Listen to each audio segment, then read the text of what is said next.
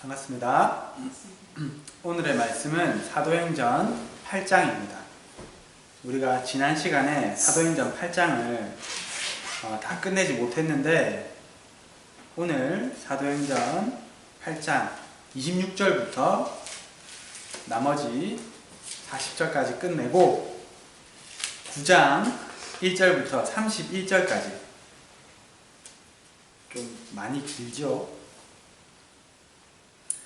우리 사도행전 8장 26절부터 9장 31절까지 이렇게 한 목소리로 천천히 읽겠습니다.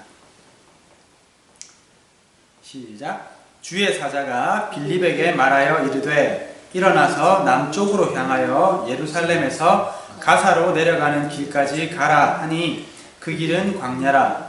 일어나 가서 보니 에디오피아 사람 곧 에디오피아 여왕 간다게의 모든 국고를 맡은 관리인 내시가 예배하러 예루살렘에 왔다가 돌아가는데 수레를 타고 선지자 이사야의 글을 읽더라. 성령이 빌립더러 이르시되 이 수레로 가까이 나아가라 하시거늘 빌립이 달려가서 선지자 이사야의 글 읽는 것을 듣고 말하되 읽는 것을 깨닫느냐. 대답하되 지도해주는 사람이 없으니 어찌 깨달을 수 있느냐 하고 빌립을 청하여 수레에 올라 같이 앉으라 하니라. 읽는 성경 구절은 이것이니 일러스되 그가 도살자에게로 가는 양과 같이 끌려갔고 털 깎는 자 앞에 있는 어린 양이 조용함과 같이 그 입을 열지 아니하였도다. 그가 굴욕을 당하였을 때 공정한 재판도 받지 못하였으니 누가 그의 세대를 말하리요. 그의 생명이 땅에서 빼앗김이로다 하였거늘 그 내시가 빌립에게 말하되 청컨대 내가 묻노니 선지자가 이 말한 것이 누구를 가리킴이냐 자기를 가리킴이냐 타인을 가리킴이냐. 빌립이 입을 열어 이 글에서 시작하여 예수를 가르쳐 복음을 전하니 길 가다가 물 있는 곳에 이르러 그 내시가 말하되 보라 물이 있으니 내가 세례를 받음에 무슨 거리낌이 있느냐. 이에 명하여 수레를 멈추고 빌립과 내시가 둘 다 물에 내려가 빌립이 세례를 베풀고 둘이 물에서 올라올새 주의 영이 빌립을 이끌어 간지라. 내시는 기쁘게 길을 가므로 그를 다시 보지 못하니라. 빌립은 아소도에 나타나 여러 성을 지나다니며 복음을 전하고 가이사랴에 이르니라. 사울이 주의 제자들에 대하여 여전히 위협과 살기가 등등하여 대제사장에게 가서 다메섹 여러 회당에 가져갈 공문을 청하니 이는 만일 그 도를 따르는 사람을 만나면 남녀를 막론하고 결박하여 예루살렘으로 잡아오려 함이라. 사울이 길을 가다가 다메섹에 가까이 이르더니 호련히 하늘로부터 빛이 그를 둘러 비추는지라. 땅에 엎드려져 들음에 소리가 있어 이르시되 사울아 사울아 내가 어찌하여 나를 박해하느냐 하시거늘 대답하되 주여 누구시니이까. 이르시되 나는 내가 박해하는 예수라. 너는 일어나 시내로 들어가라. 내가 행할 것을 내게 이를 자가 있으리라 하시니 같이 가던 사람들은 소리만 듣고 아무도 보지 못하여 말을 못하고 서 있더라.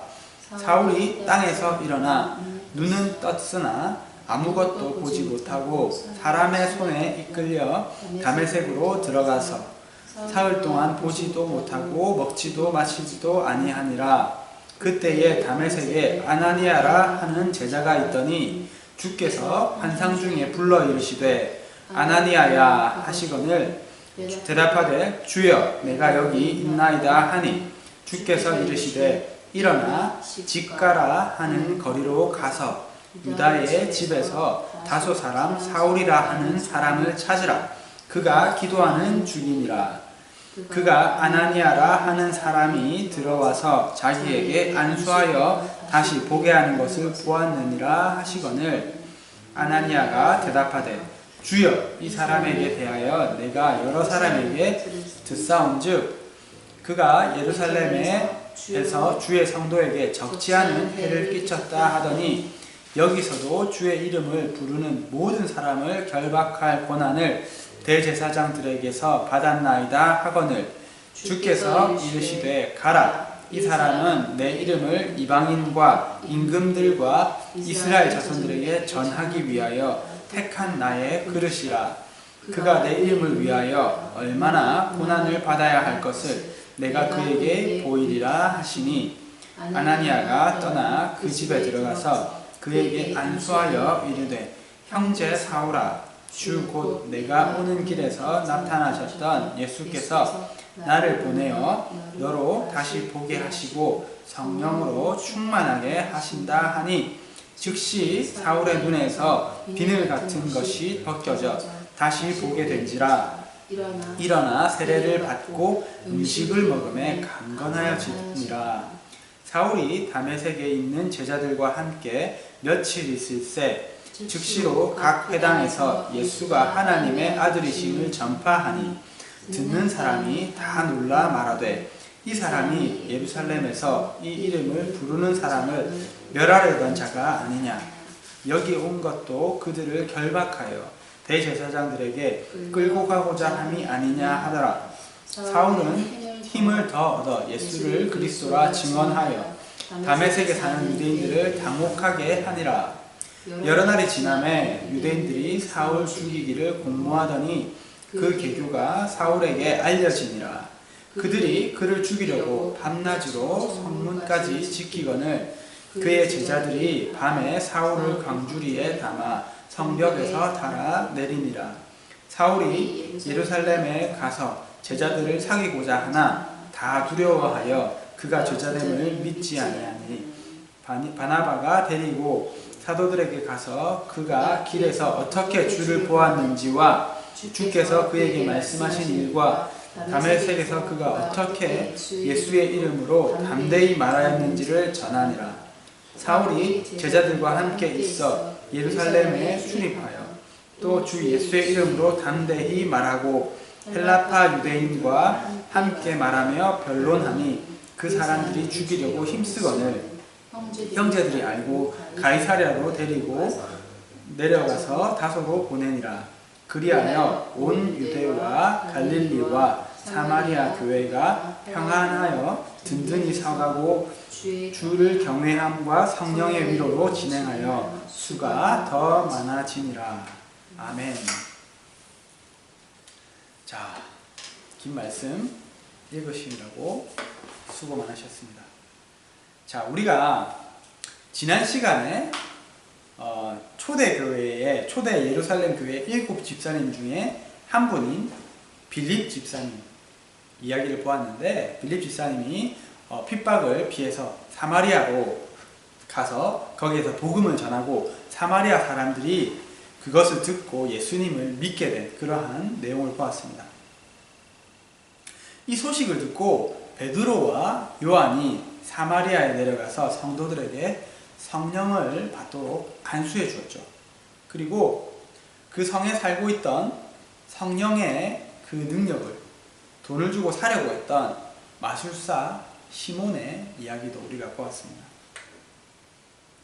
오늘 계속해서 우리가 8장에 빌립 집사님의 이야기를 볼 텐데, 성령께서 여기에 보면 주의 사자라고 나오는데 이 성령께서 빌립 집사님에게 지시하십니다. 남쪽으로 가서 예루살렘에서 가사로 내려가는 그 길로 가라. 빌립 집사님이 이 말씀에 순종해서 가서 보니까 에티오피아의 국고를 맡은 관리인 메시가 예루살렘에 예배하러 왔다가 고국으로 돌아가는 중이었습니다. 성령님께서 빌립 집사님에게 말씀하십니다. 수레에 가까이 가라. 빌립이 가까이 가니까 이 메시가 이사야서 53장의 말씀을 읽고 있었는데 어떠한 내용이었냐면, 예수님께서 잠잠한 양같이 우리를 위해서 죽으신 이 장면, 이사야 선지자가 예수님이 오시기 또 훨씬 전에 예언했던 이 예언의 말씀을 읽고 있는 것이었습니다. 정말 예수님의 복음을 전하기에 이보다도 더 좋은 말씀이 어디 있겠습니까? 그러니까 빌립은 아하, 기회다 하고 그 내시에게 물었습니다. 그 읽으시는 말씀을 이해하십니까? 그러니까 내시가 이렇게 이야기합니다. 가르쳐주는 사람이 없는데 제가 어떻게 깨달을 수 있겠습니까? 빌립이 이 이사야 선지자의 예언의 말씀을 시작으로 이것이 예수님을 예언한 말씀이었고 예수님께서 이 모든 말씀을 이렇게 이루셨고 우리의 메시아 구원자가 되셔서 지금 하늘로 올라가셨습니다. 이렇게 복음을 전했습니다. 그렇게 한창 복음을 전하면서 정말 그 복음을 받아들이고 그 감격에 벅차 있는 순간에 두 사람은 물이 있는 곳을 지나게 되었습니다. 정말 그 사막에서, 물이 없는 사막에서 물이 있는 곳으로 마침 지나갔다는 것, 그것 또한 참 대단하죠. 그러면서 내시가 여기 물이 있는데 내가 예수님을 믿은 사람으로서 세례를 받는 데 있어서 무슨 거리낌이 있겠습니까? 이러면서 세례를 받기 원합니다. 이렇게 이야기를 합니다. 그래서 이 에디오피아 내시가 세례를 받고 그리고 성령께서 빌립 집사님을 데리고 이렇게 가시는 장면으로 이 빌립 집사님의 이야기는 끝이 납니다. 제가 이 말씀을 참 좋아합니다. 이 이야기를 참 좋아하는데 그리고 제가 이 말씀을 볼 때마다 하는 생각이 있습니다. 무엇이냐면 정말 이렇게 항상 이렇게 다른 사람들을 전도한다면 얼마나 재밌을까, 얼마나 신이 날까, 정말 얼마나 보람이 있을까, 얼마나 기쁠까 하는 것입니다.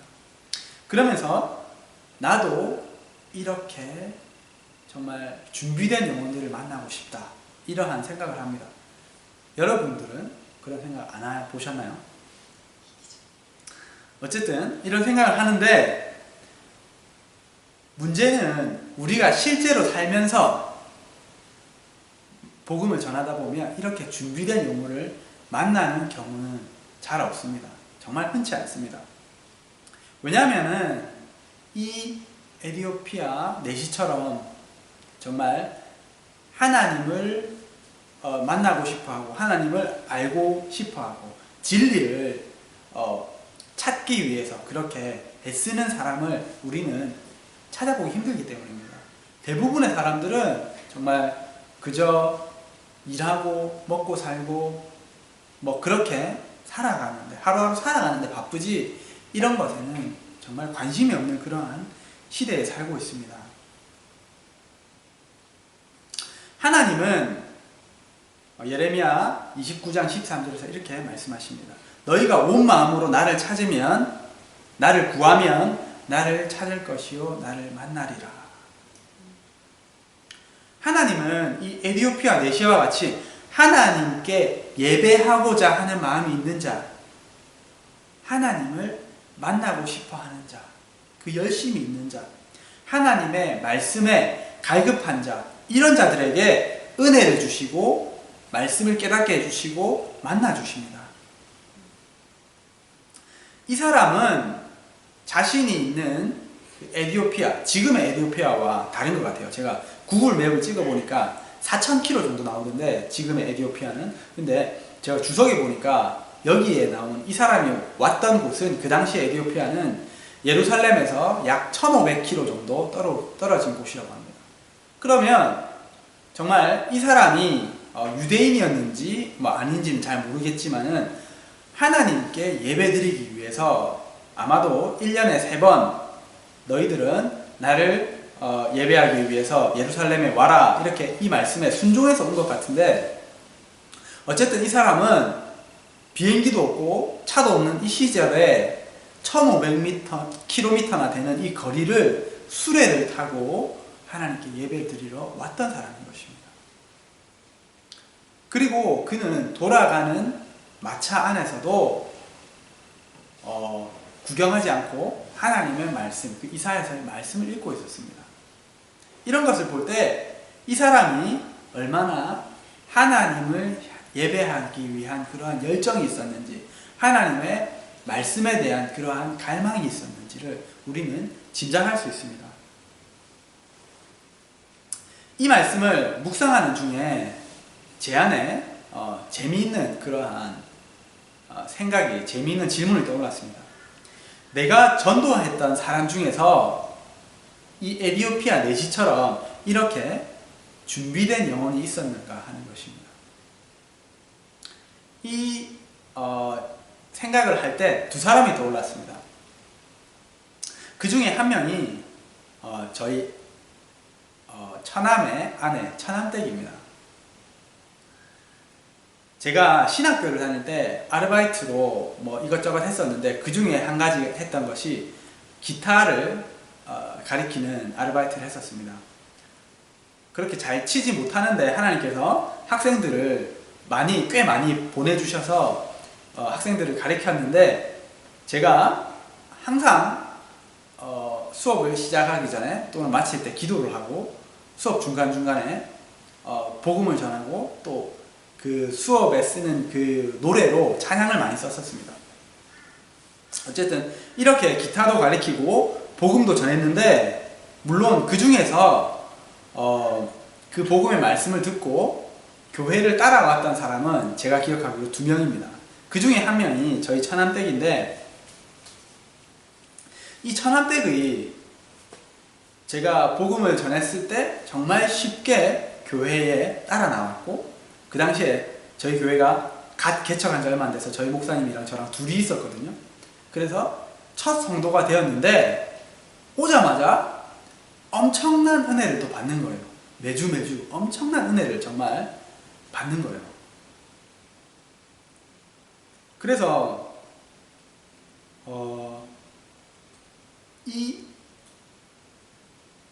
지금 생각해보면 이 처남댁이 이렇게 에디오피아 내시와 같이 준비된 영혼이 아니었나, 이렇게 생각이 드는 것입니다.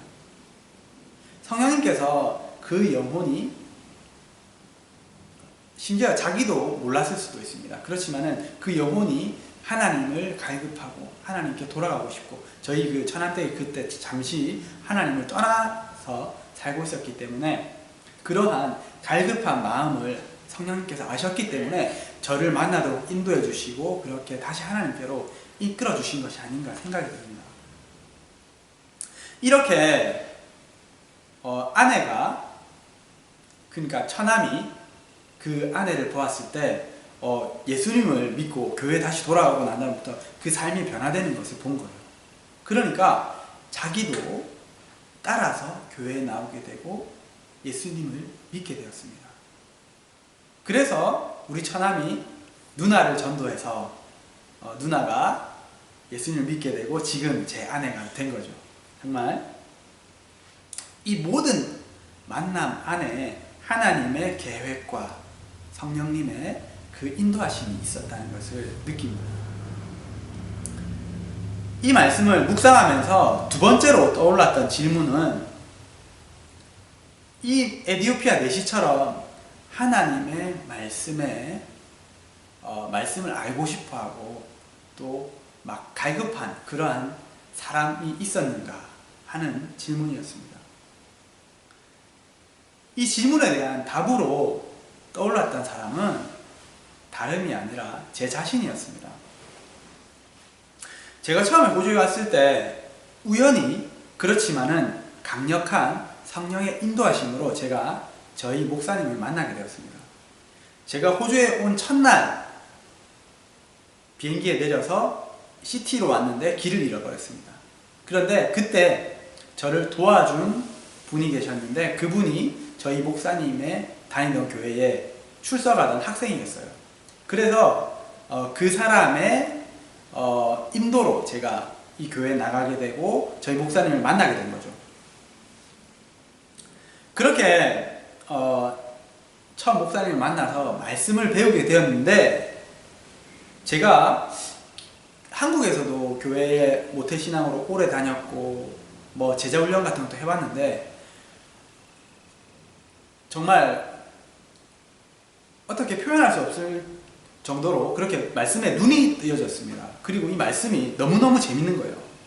제가 교회 옆에 살았는데 그 당시에 이 말씀이 정말 시편에 다윗이 고백하는 그 고백처럼 너무나도 꿀송이처럼 이 말씀이 단 거예요.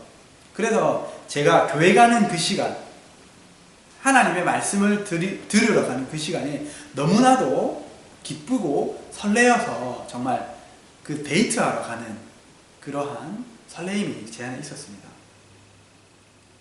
제 안에 저도 몰랐던 그러한 말씀에 대한 열정이 있었던 것 같아요.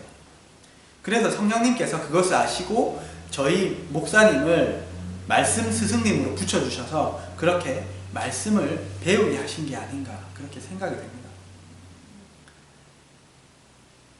여기서 제 자신에게 그리고 여러분에게 질문을 드리고 싶습니다.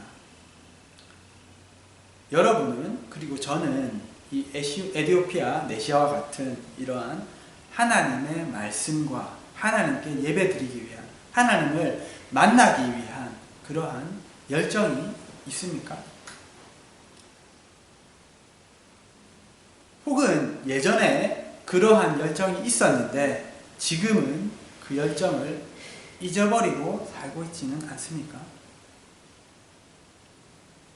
하나님은 나를 사랑하는 자들이 나의 사랑을 입으며 나를 간절히 찾는 자가 나를 만날 것이다.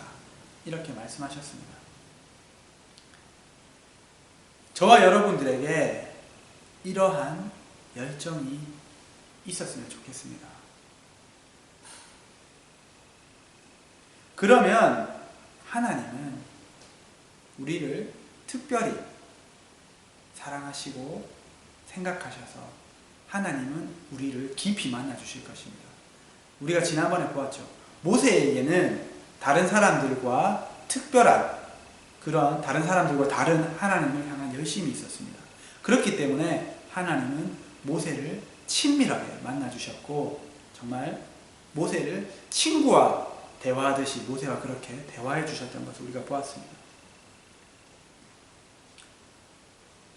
혹시라도 우리가 이러한 마음이 이러한 열정이 과거에 있었지만 식었다면 정말 이것을 회개하고 다시 이 열정으로 정말 불태우는 그러한 계기가 그러한 시간이 되었으면 좋겠습니다. 자, 여기까지 8장의 내용인데 빌립 집사님의 이야기는 여기서 끝이 납니다. 그리고 9장부터 사울의 이야기가 시작되는데 사울은 앞서서 스데반 집사님이 순교할 때 스데반 집사님을 죽이는데 앞장섰던 사람입니다. 그리고 8장 1절에 뭐라 되어 있냐면 스데반 집사님이 죽임 당하는 것을 마땅하게 여기더라 이렇게 사울이 그렇게 여겼다고 나옵니다. 사울은 이 스데반 집사님의 순교를 계기로 정말 더 기세가 등등해져가지고 더 위협과 살기가 등등해져가지고 예수님을 믿는 사람들을 잡아다가 그렇게 핍박하는데 앞장섰습니다. 사울은 대제사장에게 가서 예수님을 믿는 사람을 체포할 수 있는 그러한 공문을 요구해서 그것을 받아가지고 다메섹으로 가던 중이었습니다. 그 길에서 예수님이 나타나셔서 사울아 사울아 왜 나를 핍박하느냐 나는 네가 핍박하는 예수다 이렇게 하시면서 만나주셨습니다. 이렇게 그는 부활하신 예수님을 직접 만나고 예수님이 진짜 메시아이시고 이 정신병자들이 이야기하던 예수가 살아났다고 얘기하던 이것이 진짜구나 이 사람들이 믿는 이 예수가 진짜 메시아구나 하는 것을 깨달았습니다. 사울은 이제 예수님을 가장 열심히 핍박하는 자에서 가장 열심히 전하는 자로 그렇게 바뀌었습니다. 우리는 이 사울이 예수님을 만난 이야기를 알고 있기 때문에 아무리 예수님을 핍박하는 자라도 예수님을 만나면 예수님을 증거하는 사울과 같은 정말 인생이 바뀔 수 있는 사람이 될 수 있다는 것을 알고 희망을 갖고 있습니다.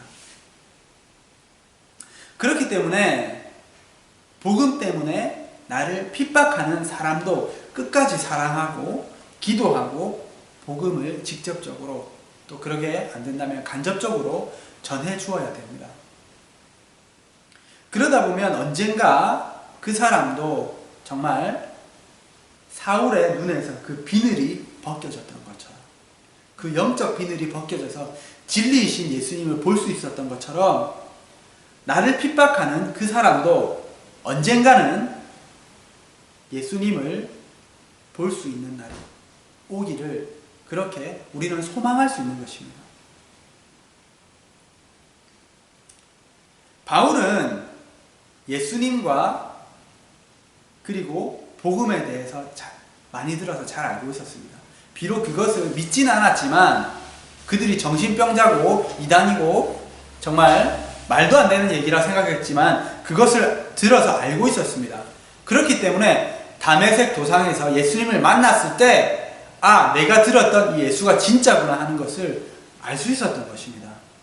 이와 마찬가지로 우리가 우리를 핍박하는 사람들을 사랑하고 예수님의 향기를 풍기면서 계속해서 복음을 전하다 보면 그들도 언젠가 우리가 얘기한 예수를 그들의 인생에서 그렇게 그때 이 사람이 얘기했던, 내가 그때 무시하고 핍박했던 그게 진짜구나 하면서 만나게 될 수 있는 것입니다. 그 사람이 그것을 알기 때문에, 들어서 알기 때문에 지금은 비록 핍박하지만 나중에 그것을 예수님을 만날 수 있게 되는 것입니다. 그렇기 때문에 우리가 핍박 가운데 있더라도 끝까지 예수님의 말씀대로 그 사람을 사랑하고 그 사람을 축복하면서 그 사람을 위해 기도해주고, 정말 할 수만 있다면 복음을 전할 수 있는 저와 여러분이 되기를 축복합니다. 정말 날마다 이러한 핍박 가운데 사는 것이 얼마나 힘들고 정말 쉽지 않은 일인지, 그런 가운데 복음을 전하는 것이 얼마나 쉽지 않은 일인지 잘 알고 있습니다. 그렇지만은 정말 그 핍박 중에 날마다 쓰러지더라도 다시 일어나서 정말 사랑하고 기도하고 축복하고 복음을 전하는 우리가 되기를, 이 말씀을 듣는 저와 여러분이 되기를 축복합니다. 우리가 오늘 본문에서 빌립과 아나니아의 이야기를 보면서 정말 이 사람들과 성령님께서 친밀하게, 긴밀하게 동역하시는 것을 우리가 봅니다. 성령님은 빌립에게 그리고 아나니아에게 어디로 가서 누구를 만나라, 이렇게 정확하게 지시해 주셨습니다.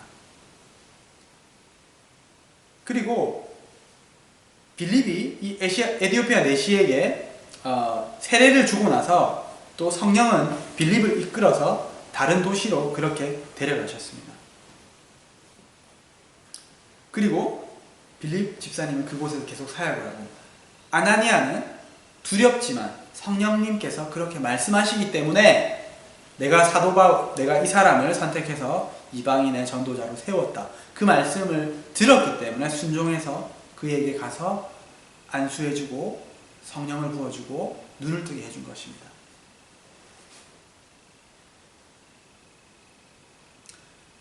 이 말씀을 볼 때 우리도 이렇게 성령님과 동역하는 사람이 될 수 있습니다.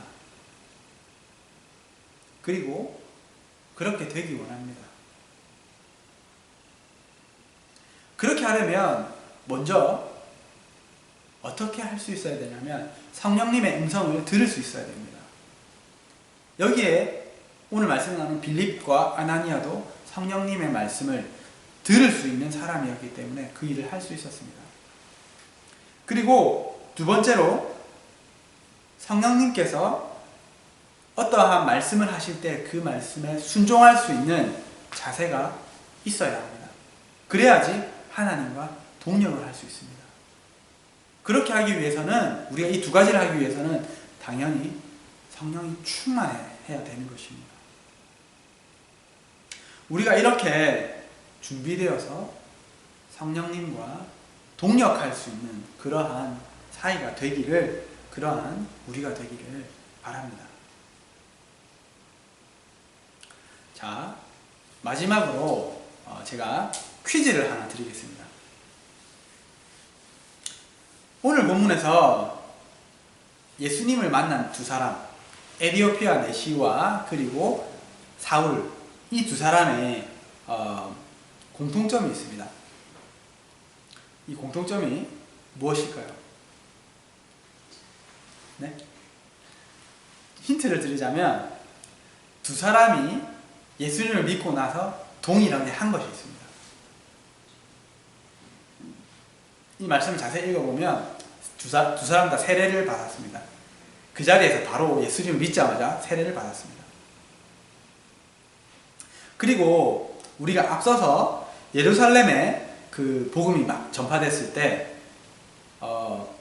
베드로의 설교를 듣고 찔림을 받고 예수님을 믿게 된 사람들도 바로 세례를 받았다 이렇게 나오고, 그리고 우리가 얼마 전에 읽었던 그 사마리아의 성도들도 예수님을 믿자마자 바로 세례를 받았다 이렇게 나옵니다.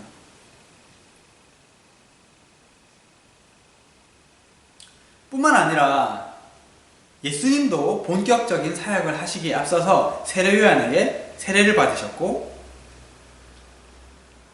예수님께 세례를 주는 것을 제가 감히 어떻게 예수님께 세례를 줄 수 있겠습니까? 예수님이 나에게 세례를 주셔야 하는데 하면서 그렇게 세례요한이 거부하니까 예수님이 뭐라고 말씀하시냐면 우리가 이와 같이 하여 모든 의를 이루는 것이 합당하다 이렇게 말씀하셨습니다. 그러면 우리가 정말 생각하지 않으면 그냥 쉽게 지나갈 수 있는 이 세례라는 것이 정말 이렇게 중요하고 예수님을 믿는 모든 사람들이, 우리가 성경에서 보는 모든 사람들이 세례를 받고 있는데, 이러한 질문을 한 번쯤은 가져보셨을 것입니다. 어쩌면은 지금도 이 질문을 마음에 품고 계신 분도 있으실 것입니다. 세례를 꼭 받아야 됩니까? 내가 예수님을 믿고 그냥 그 마음에 예수님을 구원자로 믿으면 되지 꼭 세례를 받아야 됩니까? 그리고 세례를 안 받으면 구원이 안 됩니까? 답을 먼저 말씀드리자면, 세례를 받지 않는다고 해서 예수님을 믿었는데 세례를 받지 않는다고 해서 천국에 가지 못하는 것은 아닙니다. 그렇지만은 세례는 꼭 받는 것이 좋습니다. 예수님께서 자신을 한밤중에 찾아온 니고데모에게 이렇게 말씀하셨습니다. 사람이 물과 성령으로 나지 아니하면 하나님 나라에 들어갈 수 없다. 여기서 물로 나는 것이 세례를 받는 것을 의미합니다. 그리고 예수님께서 하늘로 승천하시기 전에 제자들에게 대사명을 주시죠. 그 대사명의 내용이 마태복음 마지막 부분에 나오는데 이렇게 사명을 주십니다. 너희는 가서 모든 민족을 제자로 삼아 아버지와 아들과 성령의 이름으로 세례를 베풀고 내가 너희에게 분부한 모든 것을 가르쳐 지키게 하라. 예수님은 이렇게 너희가 세례를 베풀어 주어라 이렇게 말씀하셨고, 자신도 몸소 우리에게 모범으로 세례를 받으시는 것을 보여주셨습니다. 그렇기 때문에 먼저 이것은 예수님의 명령이기 때문에 우리는 세례를 받아야 합니다. 세례가 의미하는 것은 예수님께서 내 죄를 대신해서 피 흘려 죽으시고 구원자로 믿음으로 내 죄가 깨끗해졌다. 그래서 나는 새로 태어났다. 이것을 기념하는 의식이 세례입니다. 또한 우리가 물속에 들어갈 때 우리의 옛사람, 사람이 물에 들어가면 죽잖아요. 우리의 옛사람, 예수님을 알기 전에 내 모습, 그리고 예수님을 알기 전에 내 삶의 주인이었던 그 사탄의 그 속박된 나는 죽고 물에서 다시 나올 때 나는 이제 under new management, 하나님께서 다스리시는 새 사람이 되어서 다시 태어난다 하는 의미가 있는 것입니다.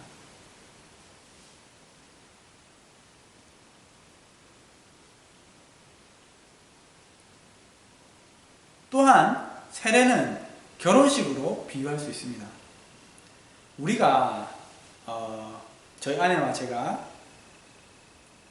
결혼을 하고 결혼식을 하고 이렇게 살고 있는데, 사실 저희 둘이 결혼식을 올리지 않아도 그냥 동사무소에 가서 부부로 등록하면 혼인증명서에 그냥 사인만 하면 우리 둘이는 부부가 될 수 있습니다. 그런데 왜 굳이 돈도 많이 들고 여러 사람 불러가지고 피곤하게 결혼식을 합니까? 그것은 다른 사람들 앞에서 내가 이 사람과 결혼해서 이제 평생 사랑할 것이고 한 몸을 이룰 것을 공표하고, 그리고 내 스스로도 이 사람의 남편으로서, 이 사람의 아내로서 정말 헌신하고 사랑하면서 살아가겠다 하는 것을 스스로에게도 다짐하는 그런 의미가 있는 것입니다. 이와 같이 세례는 세례 그 의식을 행함으로써 다른 사람들 앞에서 이제 나는 예수님의 사람이 되어서 크리스찬으로서 살아갈 것이다. 이전에 내 모습은 이제 버리고 예수님이 정말 주인 되시는 사람으로 다시 태어났다 하는 것을 다른 사람들에게 공표하고 내 자신에게도 그것을 되새기는 그러한 의미가 있는 것입니다. 우리가 이제까지 보았던 초대교회의 모든 성도들은 예수님을 믿었을 때 즉시 세례를 받았습니다. 그렇게 함으로써 빠르고 굳은 결심을 할 수 있었을 것입니다. 만약에 이 말씀을 듣는 사람 중에, 여기 있는 사람 중에 아직도 세례를 받지 않은 사람이 있다면 꼭 세례를 받으시기를 축복드립니다. 더불어 내가 이전에 세례를 받긴 했지만 정말 내 믿음의 선택에 의해서가 아니라, 내 믿음의 고백에 의해서가 아니라 부모님 때문에 아니면 주변의 시선 때문에 교회의 강요 때문에 어쩔 수 없이 그냥 아무 생각 없이 세례를 받았다 하는 분이 있다면 다시 한번 세례를 받는 것도 좋습니다. 한국에서는 보통 중학생이 되면, 제 기억으로는 어렸을 때 물론 유아 세례를 받지만은 중학생이 되면 자신의 믿음으로 신앙 고백으로 세례를 받았던 것으로 저는 기억을 합니다. 그런데 저는 그때 제가 과연 정말 내 삶을 정말 예수님께 다 드리는 그러한 마음으로 이제는 정말 내 모든 죄를 예수님께서 다 대신해서 돌아가시고 내가 새 사람이 되었다, 그러한 믿음은 물론 있었겠지만은 그것에 더 넘어서 내가 정말 내 삶의 주도권을 다 예수님께 드리는 그런 삶을 살겠다 하는 고백을, 그런 마음이 있었는지를 확신이 없었습니다. 왜냐하면 그때 제가 너무 어렸고 그런 것도 잘 몰랐습니다. 그랬기 때문에 제가 이러한 정말 예수님의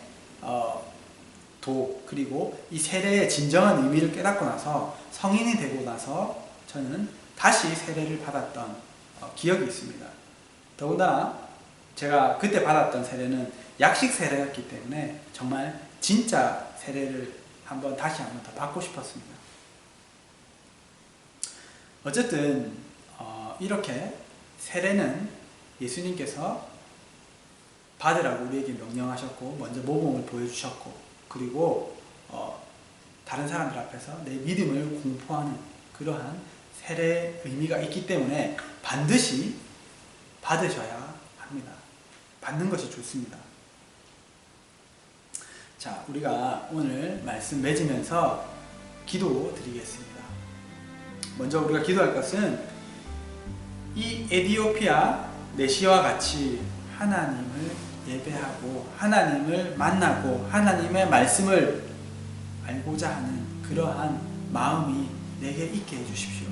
내 마음에 그러한 열정이 식었다면 주님 저를 용서해 주시고 제가 다시 이 마음으로 불타올라 그런 마음을 가지고 있을 때 하나님은 우리를 만나 주시고 우리를 하나님에게로 더 깊이 이끌어 줄 수 있는 그러한 스승을 만나게 해 주시고 우리에게 말씀을 배울 수 있는 기회를 주시고 그렇지 않다면 하나님께서 직접 나에게 말씀을 풀어주시고 그렇게 합니다. 왜냐하면 우리에게 그 갈급함, 그 사랑하는 마음, 그 열정이 있기 때문입니다. 하나님은 그러한 사람을 사랑하시고 그러한 사람에게 더 큰 은혜를 주시고 더 깊이 만나 주십니다. 두 번째로 기도할 것은 하나님 믿는 사람들, 예수님을 믿는 사람들을 가장 핍박하던 사람이 가장 그 복음을 전하는 사람이 되었던 것을 보았습니다. 주님, 내가 예수님을 믿는 것 때문에 나를 미워하고 핍박하는 자를 위해서 끝까지 그를 사랑하고 그를 축복해주고 복음을 전할 수 있는 그러한 믿음의 사람, 성령의 사람이 되게 해주십시오. 그렇게 기도하시고 마지막으로 정말 빌립과 아나니아와 같이 성령님과 동역하는 정말 성령님과 동행하는 그 삶을 넘어서서 성령님과 동역하는 그러한 사회가 될 수 있게 해주십시오. 우리 이렇게 기도드리겠습니다.